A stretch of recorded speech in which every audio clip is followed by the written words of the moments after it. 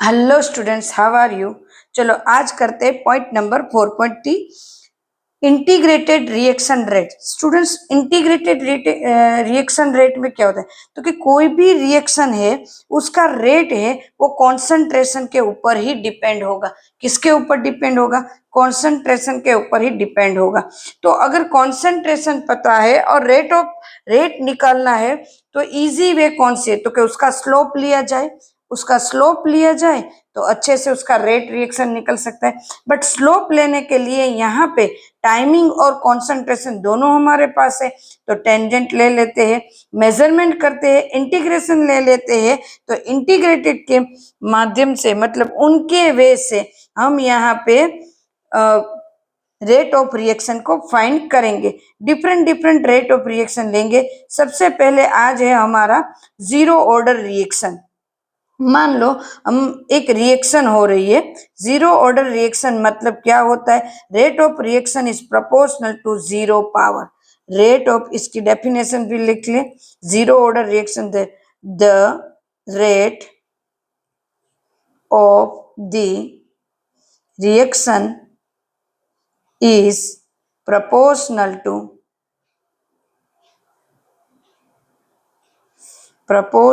to zero power. This is zero order power of the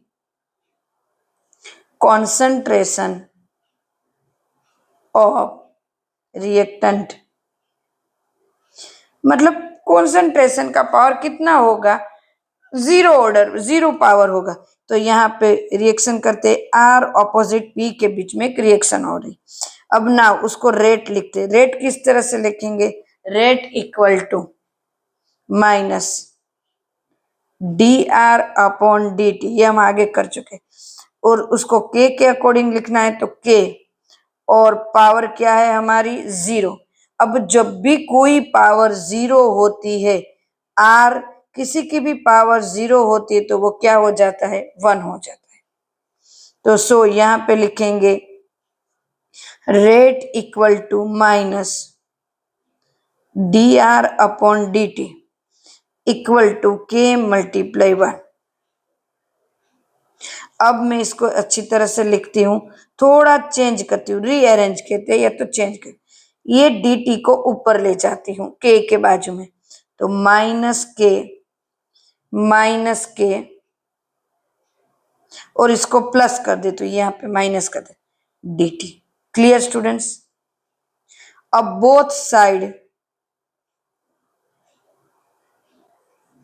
both side integrated लगाते हैं, integrating. Okay students, now R equal to minus K T plus I. Integrated का constant I क्या है? I is constant. I equal to constant of integration.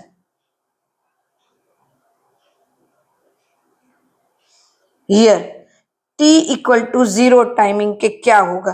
T equal to zero timing के concentration is R equal to क्या होगा? Starting में R zero. So चलो, ये this is first reaction. First लेते पुट इन रिएक्शन फर्स्ट। तो चलो लिखते हैं यहाँ पे डी, यहाँ पे क्या होगा?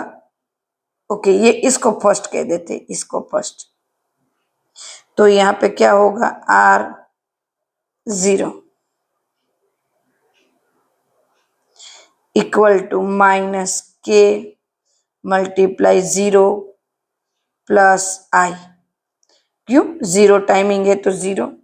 सो R zero equal to I, ये बिल्कुल जीरो हो गया, बराबर है। अब इसको बोल देते हैं इक्वेशन 2।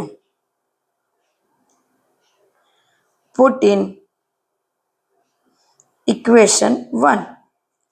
तो लिखते इक्वेशन 1 क्या है, R equal to minus K T plus R0। I की जगह क्या लिखेंगे, R0। दिस इज इक्वेशन 3,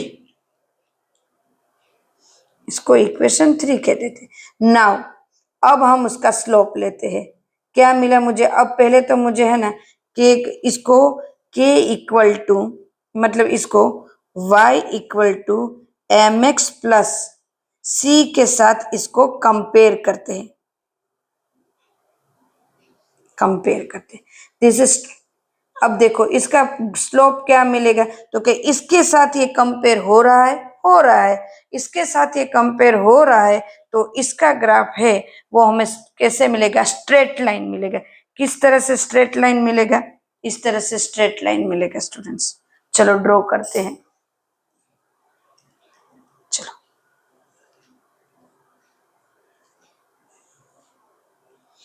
इस तरह से स्ट्रेट लाइन मिलेगा, मिला इस तरह से, ओके इस तरह से हमें स्ट्रेट लाइन मिलेगा।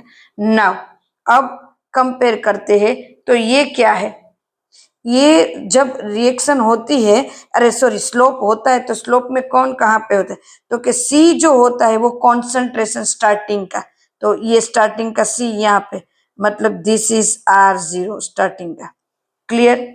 नाउ अब जो ये होगा एक्स वो नीचे आएगा, मतलब टी नीचे आएगा, टाइम बराबर। And then concentration of R, Y यहां पे आएगा, तो कॉन्सेंट्रेशन ऑफ आर यहां पे आएगा, और एम जो होता है वो उनका स्लोप होता है, बराबर। एम मतलब यहाँ पे होगा माइनस के इनका स्लोप होगा। तो यहाँ पे के को इस इक्वेशन 3 को रीअरेंज करते हैं,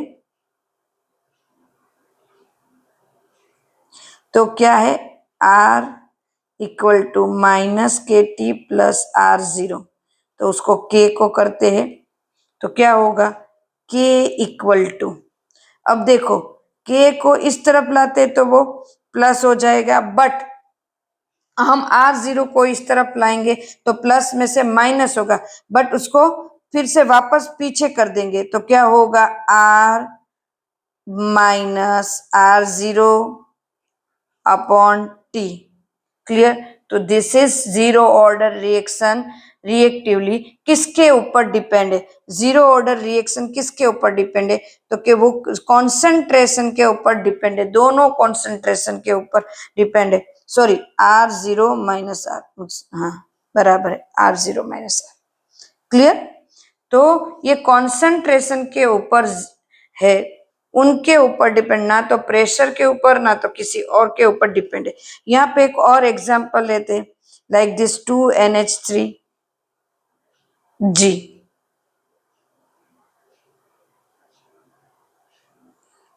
1000 के ऊपर उनका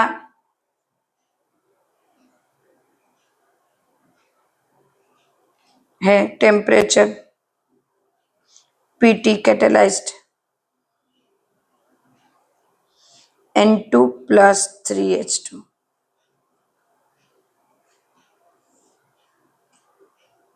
rate equal to K, NH3 0 equal to K, this is zero order, clear students. अभी ये ग्राफ समझ में आया, किस तरह से किसको कहाँ पे रखना है स्टूडेंट्स। मुझे नहीं लगता ये हार्ड है, बहुत इजी है ये zero order reaction, zero order कुछ है ही नहीं। अब उसके बाद हम करेंगे जीरो ऑर्डर रिएक्शन, कितने सारे में होता है, जैसे गोल्ड की सरफेस के ऊपर कोई रिएक्शन करनी है तो वो जीरो ऑर्डर रिएक्शन होगी। कितने सारे और भी एग्जांपल है, अमोनिया का दिया मैंने एग्जांपल, तो बहुत सारे ऐसे रिएक्शन है जो जीरो ऑर्डर दिखाते, बट हमारे आसपास सराउंडिंग होते उसी को हमें लेना है, क्योंकि वही हमारे माइंड में जाता है, वही हमें समझ में आते, बाकी हमें समझ में आता नहीं है कैसे कहाँ पे लिया है। बट आप इसको शांति से समझोगे, इस चैप्टर को बिल्कुल हार्ड नहीं है। वैसे तो हमारे केमिस्ट्री में अभी कोई चैप्टर हार्ड रखा ही नहीं है, सारा का सारा सिलेबस ने बहुत इजी कर दिया है। तो चलो स्टूडेंट्स, इसके बाद फिर से मिलते हैं नए मतलब फर्स्ट ऑर्डर रिएक्शन में। तब तक के लिए bye, take care. Okay students, channel को लाइक करो, सब्सक्राइब करो, जो नहीं आता है वो समझ पूछो आप।